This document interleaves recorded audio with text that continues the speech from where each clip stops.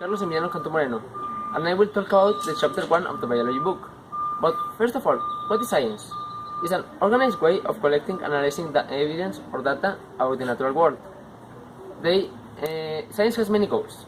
First of all, they want to give natural explanations to every natural event, and they also want to understand its patterns or their patterns and make predictions. But they don't do this without a method. Specifically, they use the scientific method or the scientific methodology in the book, which has many steps. First of all is the observation, then is asking questions, and after asking questions you make inference, in which you use the information already known by the scientist. After that you make your hypothesis. An hypothesis needs to can be rejected or accepted, and it needs to can be tested. Then after making the hypothesis you make a control experiment. The control experiment has two types of groups, the experimental group and the control group. The control group has the same variables as the experimental group except for one. After making the experiment, you analyze and collect the data. There are two types of data, quantitative and qualitative. One is more about the characteristics and the other is more about the numbers. After collecting the data, you make your conclusions.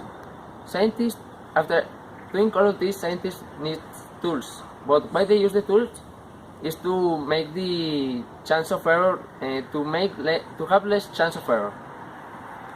What generate new ideas is skepticism, curiosity, open-mindedness, and creativity. They use skepticism because scientists don't need to believe on anything that don't have evidence. Curiosity, so they want to find new ideas. Creativity, so they make good experiments so they can find the information they want to find easily. And open-mindedness because they need to believe in everything so they can find the information. Don't say no to anything. Science, society and technology are highly linked. Why? Because science leads to new discoveries. New discoveries leads to technology. And then when you have technology, society changes. Then a theory has different meanings in daily life and in a scientific way. In a scientific way, it's called scientific theory. A scientific theory is a well-tested group of explanations which use observations and hypotheses to make an accurate information about what is going to happen, a prediction. Then a bias is something that is rather personal. It's an idea that is rather personal than with evidence. Action.